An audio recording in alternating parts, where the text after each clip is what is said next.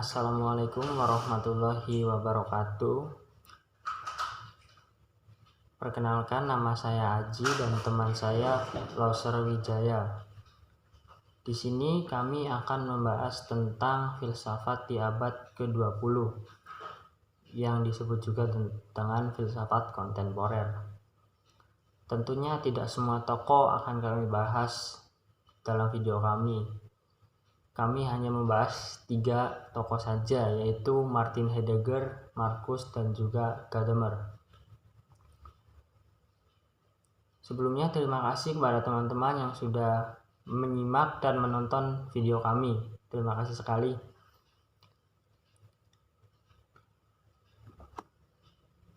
Sebelum membahas ketiga tokoh, alangkah baiknya kita mengetahui dulu gambaran tentang filsafat di abad ke-20. Filsafat abad 20 disebut juga dengan filsafat kontemporer. Kata kontemporer dimaknai sebagai zaman kekinian.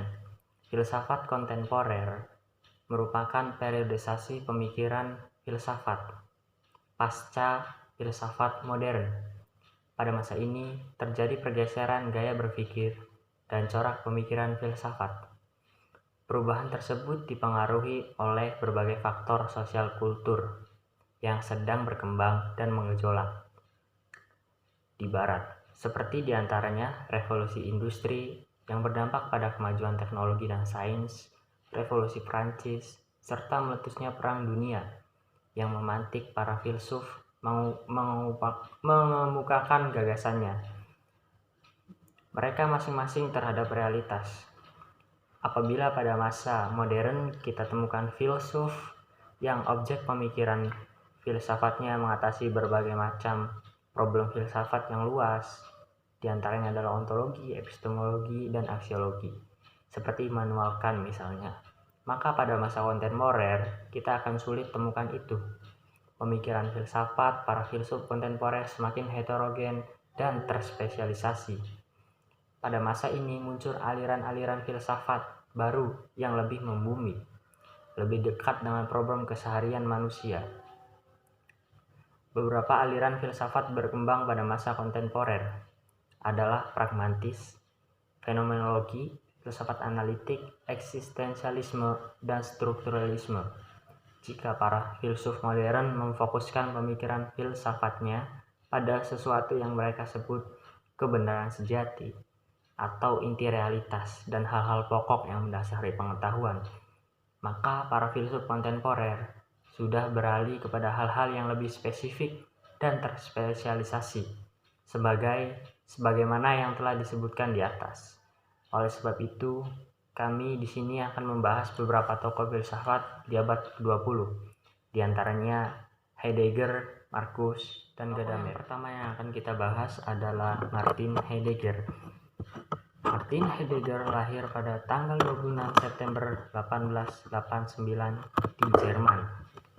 Heidegger lumrah dikenal sebagai filsuf dalam mazhab pemikiran eksistensialisme. Salah satu gagasan yang terkenal adalah konsep being in the time. Maksud dari konsep ini adalah manusia merupakan entitas yang menaung di dalam dunia.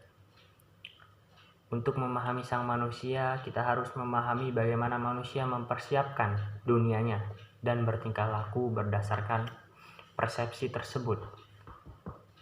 Di usia ke-20, Heidegger belajar di Universitas Freiburg di bawah Heinrich Rickert dan Helmut Hassel. Kemudian pada tahun 1919, Martin Heidegger pun menjadi pengajar di Freiburg.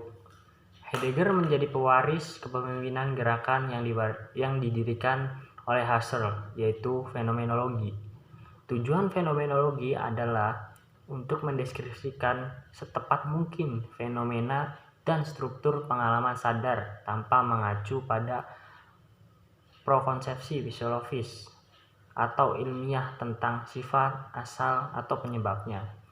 Dari Husserl, Heidegger mempelajari metode reduksi fenomenologis di mana prakonsepsi yang diwariskan dari fenomena sadar dikupas untuk mengungkapkan esensi mereka atau keberadaan primordial. Itu dalam metode yang akan digunakan Heidegger dengan baik dalam pembongkaran yang dia gambarkan sendiri dari pendekatan tradisional metafisika barat. Nah, lanjut kepada tokoh kedua yang akan kita bahas, yaitu Herbert Marcuse. Herbert Marcuse lahir pada tanggal 19 Juli 1898 di Jerman. Marcuse mengikuti pendidikan di Universitas Berlin dan Freiburg. Marcuse bersama Mark Horkheimer dan Theodore di Frankfurt School mendirikan sebuah aliran yang bernama Mazhab Frankfurt. Mazhab Frankfurt ini menjadi terkenal karena mengembangkan teori, yaitu teori kritis. Teori kritis merupakan teori yang reflektif, artinya teori ini tidak langsung saja mengenai masalah, melainkan dalam memahami sebuah masalah, ia menyadari dirinya sendiri. Ia merefleksikan perannya sebagai teori. Teori kritis dibangun atas dasar kritik terhadap pandangan tradisional mengenai teori. Teori membatasi dirinya pada kontemplatif. Teori yang kontemplatif memiliki arti bahwa teori hanya melihat tetapi tidak menjadi praktis dan mengubah apa yang dilihat. Dengan pendekatan kontemplatif itu, teori tradisional menjadi afirmatif. Artinya dengan memberikan pengertian yang lebih memuaskan tentang realitas. Realitas itu diafirmasi atau dibenarkan. Dengan demikian, teori tradisional menjadi pendukung keadaan yang ada. Ia menjadi konservatif dan bahkan reaksioner. Pada tahun 1919, ia masuk di Universitas Humboldt di Berlin dan mengambil kursus selama 4 semester. Pada 1920, Marcuse pindah ke Freiburg untuk berkonsentrasi pada sastra Jerman dan mengambil kursus filsafat, politik, dan ekonomi. Sementara di Berlin, Marcuse mulai membaca Being and Time karya Martin Heidegger yang baru diterbitkan dengan seseorang teman pada tahun 1927. Meskipun Marcuse sudah menjadi mahasiswa filsafat, minatnya pada filsafat tetap menjadi yang kedua setelah minatnya pada sastra Jerman.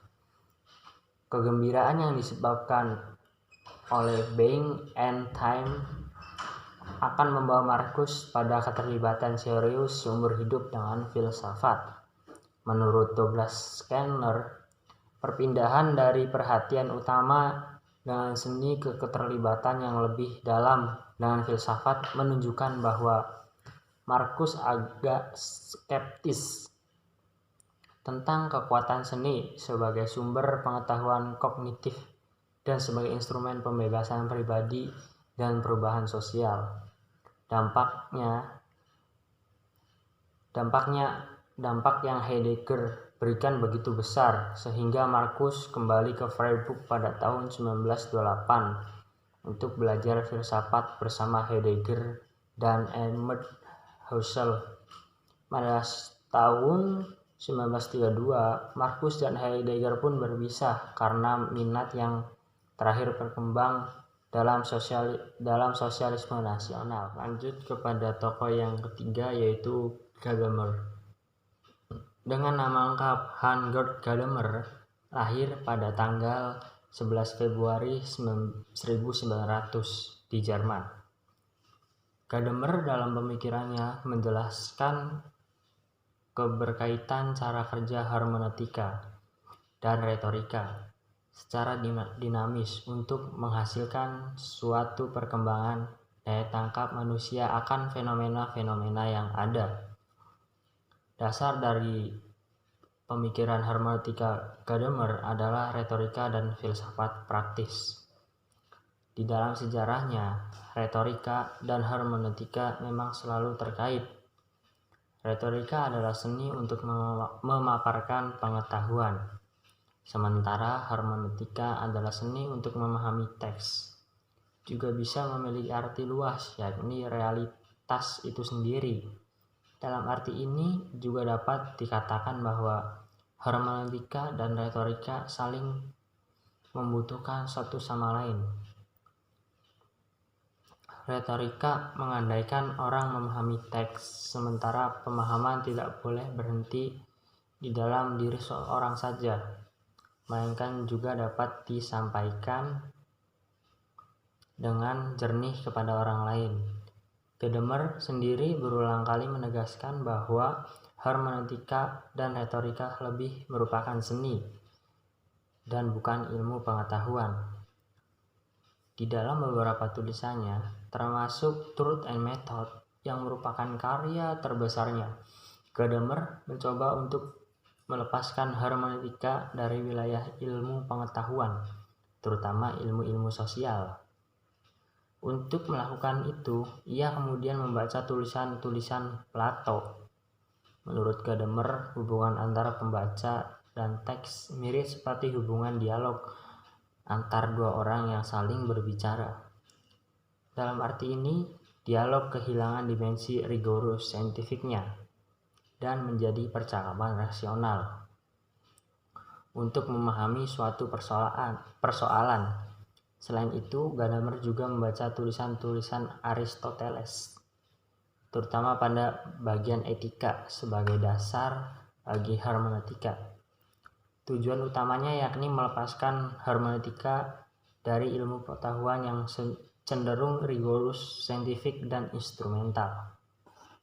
Sekian dari kelompok kami sadar video yang kami buat ini banyak kekurangannya. Oleh sebab itu, masukan dan juga revisi dari teman-teman maupun ibu dosen sangat kami harapkan untuk kebaikan kami ke depannya. Sekian dan terima kasih. Kurang dan lebihnya mohon maaf. Wassalamualaikum warahmatullahi wabarakatuh.